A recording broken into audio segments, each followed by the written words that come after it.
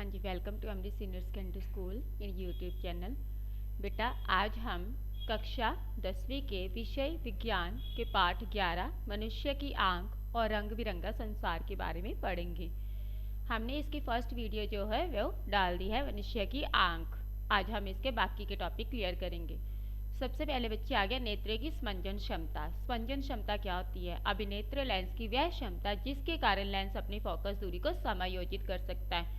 समायोजित का मतलब होता है एडजस्ट कर लेना। जैसे हम दूर की वस्तु देखेंगे तो हम अपनी आंख को कैसे ही समायोजित कर सकते हैं, या पास की वस्तु देखते हैं तो उसके लिए कैसे समायोजित कर सकते हैं, उसे हम बोलते हैं नेत्र की स्पंजन क्षमता। निकट बिंदु। बच्चे, निकट बिंदु वह बिंदु होता है जिसके द्वारा हम किसी पास पड़ी वस्तु को आसानी से देख सके, उसे हम बोलते हैं निकट बिंदु। की वह न्यूनतम दूरी, न्यूनतम मीन्स कम से कम दूरी, जिस पर रखी किसी वस्तु को आसानी से देखा जा सकते है। कितनी हो सकती है? 25 सेंटीमीटर। हम 25 सेंटीमीटर से ज़्यादा क्लोज करके किसी भी वस्तु को ईजिली नहीं पढ़ सकते या नहीं देख सकते। क्यों?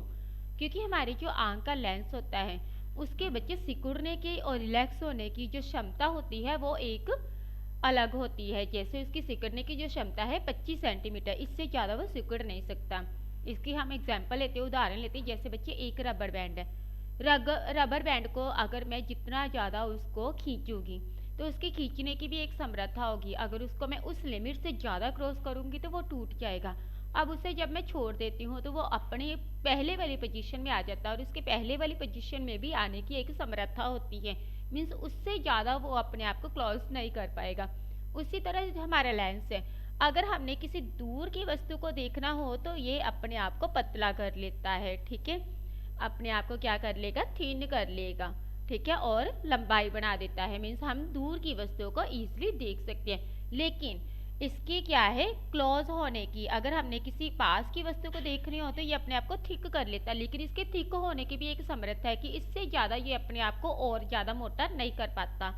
ये समर्था इसकी कितनी है? 25 सेंटीमीटर। 25 सेंटीमीटर से अधिक अपने आप को ये क्लोज नहीं कर पाएगा, इसलिए हम किसी पास पड़ी वस्तु को 25 सेंटीमीटर से ज़्यादा क्लोज करके उसको आसानी से नहीं देख सकते। दूरस्थ बिंदु। दूरस्थ बिंदु वह दूर का, दूरतम मीन्स दूर का वह बिंदु जिस पर कोई वस्तु हम आसानी से रख के देख सकते हैं। ये हमारे पास तो 25 सेंटीमीटर थे निकट वाली, और ये कितनी होती है हमारे पास? इनफिनिटी। इनफिनिटी होती है जितनी मर्जी हो, ठीक है, हम दूर की वस्तु को आसानी से देख सकते हैं, बट इसकी भी एक लिमिट होती है बेटा। नेक्स्ट आ गया सामान्य जो नेत्र है। 25 सेंटीमीटर से निकट रखी वस्तुओं को क्यों नहीं देख पाता? ये मैंने अभी आपको टॉपिक समझाया है, क्योंकि नेत्र लेंस के अपने आप को कॉन्ट्रैक्ट करने की एक समर्था होती है जो 25 सेंटीमीटर तक ही होती है। 25 सेंटीमीटर से ये ज़्यादा अपने आप को नहीं सिकुड़ सकता, इसलिए हम पास पड़ी वस्तु को 25 सेंटीमीटर से नज़दीक रख के नहीं देख पाते। नेक्स्ट आगे बच्चे, तारे क्यों टिमटिमाते हैं? तारे जो है हमसे काफ़ी ज़्यादा दूरी पर होते हैं और आकार में छोटे होते हैं। जब हमारी आंख का प्रकाश इन तारों पर पड़ता है तो वह प्रकाश की अलग अलग परतों में से गुजरता है, वायु की अलग अलग परतों में से गुजरता। मान लीजिए ये तारे हैं, यहाँ से हमारी जो आंख है इनको देख रही है। अब इनमें जो प्रकाश की जो वायु की अलग अलग लेयर्स हैं, अलग अलग परतें हैं, हर एक परत का जो अपवर्तनांक होगा वो अलग अलग होगा, ठीक है। अलग अलग अपवर्तनांक होने के कारण, ठीक है, हमें जो तारे हैं वो टिमटिमाते हुए प्रतीत होते हैं, क्योंकि हर एक परत का अलग अलग अपवर्तनांक होने के कारण हमें तारे टिमटिमाते हुए प्रतीत होते हैं। अब किस टॉपिक पे तारे हमें टिमटिमाते हुए प्रतीत होते हैं? प्रकाश के अपवर्तन के कारण। प्रकाश के अपवर्तन के कारण इनका जो अपवर्तनांक होता है वायुमंडल की परतों का, वो अलग अलग हो जाता है, इसलिए हमें ये टिमटिमाते हुए प्रतीत होते हैं। अब नेक्स्ट टॉपिक आ जाता है कि अगर हमें तारे टिमटिमाते हुए प्रतीत होते हैं तो जो ग्रह है वो हमें टिमटिमाते हुए प्रतीत क्यों नहीं होंगे? क्योंकि ग्रह जो होते हैं आकार में बड़े होते हैं और क्लोज होते हैं। हमारी आंखों का जो सीधा प्रकाश इन पर पड़ता है उसमें कोई भी अपवर्तनांक चेंज नहीं होता, बदलाव नहीं लाता, इसलिए हमें जो ग्रह है वो बिल्कुल भी टिमटिमाते हुए प्रतीत नहीं होते। नेक्स्ट आ गया बच्चे, किसी अंतरिक्ष यात्री को आकाश नीले की अपेक्षा काला क्यों दिखाई देता है? क्योंकि जो अपवर्तनांक की पोजीशन है, जो एटमॉस्फेयर की, वातावरण की जो वैल्यू है वो भी कुछ लिमिट तक होती है। जब हम एक जो अंतरिक्ष यात्री है वो ऊपर की तरफ जाता है तो बच्चे ऊपर जाके एक हाइट पे जो वातावरण की जो क्या होती है अपवर्तन, वो क्रिया खत्म हो जाती है। तो जो उसको आकाश है वो नीले की अपेक्षा क्या दिखाई देता है, काला देता है, क्योंकि वहां पे जाके क्या होगा कि अपवर्तनांक तो होगा ही नहीं, वहां पे क्या है कि बिल्कुल भी एटमॉस्फेयर की लिमिट नहीं होती। नेक्स्ट आ गया कि इसको हम अगर देखें कि हम दिन में देखिए अपवर्तन हो रहा है, ठीक है, तो हमें जो आकाश है वो नीला दिखाई देता है, लेकिन रात को बिल्कुल भी सूर्य नहीं होता, कोई अपवर्तन नहीं होता, कोई आकाश में जो होते कलर्स नहीं बिखरते, तो इसलिए हमें ये आकाश जो है काला दिखाई देता है। नेक्स्ट, पौधे हरे क्यों दिखाई देते हैं?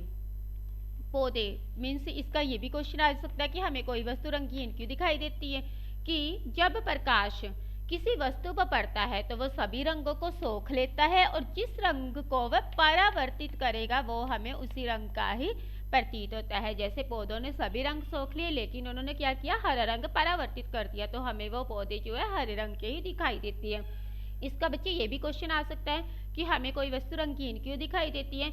हमें कोई वस्तु रंगीन तब दिखाई देती है जब वो सभी रंगों को सोखती है और जिस रंग को वह परावर्तित करती है हमें वह वस्तु उसी रंग की दिखाई देती है। नेक्स्ट आ गया बच्चे, हमें कोई वस्तु काली क्यों दिखाई देती है? काली हमें कब दिखाई देगी? जब कोई वस्तु सभी रंगों को सोख ले लेकिन किसी भी रंग को परावर्तित ना करे तो हमें वह काली रंग की दिखाई देती है, ठीक है, उसने सभी रंगों को सोखा लेकिन कोई भी रंग परावर्तित नहीं किया। और कोई वस्तु हमें सफेद क्यों दिखाई देती है? जब वो किसी भी रंग को ना सोखे, सभी रंगों को परावर्तित कर दे तो हमें वह वस्तु क्या दिखाई देगी? सफेद। अब आज का आपका होमवर्क यही है बच्चे कि आपने डेफिनेशन लिखने है। नेत्र की समंजन क्षमता क्या है? निकट बिंदु और दूरस्थ बिंदु में अंतर बताएं। नेक्स्ट आ गया, सामान्य नेत्र 25 सेंटीमीटर से निकट रखी वस्तुओं को क्यों नहीं देख पाती? ये टॉपिक अभी आपको समझाया है क्योंकि वह 25 सेंटीमीटर से ज्यादा अपने आप को जो हमारी आंख का लेंस है वो सिकुड़ नहीं सकेगा। नेक्स्ट, तारे क्यों टिमटिमाते हैं? तारे इसलिए टिमटिमाते हैं क्योंकि वो हमसे काफी ज्यादा दूर होते हैं और जो आंख का प्रकाश है उन पर अलग अलग परतों में से गुजरने पर उनका जो अपवर्तनांक होता है वो अलग अलग हो जाता है, इसलिए वो हमें टिमटिमाते हैं, ये प्रतीत होते हैं। ग्रह क्यों नहीं टिमटिमाते हैं? क्योंकि वो आकार में बड़े होते हैं और हमारे नजदीक होते हैं, हमारी आंख का सीधा प्रकाश उन पर पड़ता है और उसमें कोई भी अपवर्तनांक चेंज नहीं होता, इसलिए वो हमें टिमटिमाते हुए प्रतीत नहीं होते। किसी अंतरिक्ष यात्री को आकाश नीले की अपेक्षा काले क्यों दिखाई देता है? क्योंकि जो अपवर्तनांक की क्रिया है वो एक लिमिट तक होती है, ऊपर जाके अपवर्तनांक खत्म हो जाता है, इसलिए उसे आकाश जो है नीले की अपेक्षा काला दिखाई देगा। पौधे हरे क्यों दिखाई देते हैं? क्योंकि ये सभी रंगों को सोखते हैं और हरे रंग को क्या कर देती है? परावर्तित कर देती है, इसलिए हमें ये हरे दिखाई देती है। कोई वस्तु काली क्यों दिखाई देती है? क्योंकि ये सभी रंगों को सोख लेती है और किसी भी रंग को परावर्तित नहीं करती। सफेद क्यों दिखाई देगी? क्योंकि ये किसी भी रंग को नहीं सोखती और सभी रंगों को परावर्तित कर देती है। ये बच्चे आज का आपका होमवर्क है। ओके बेटा।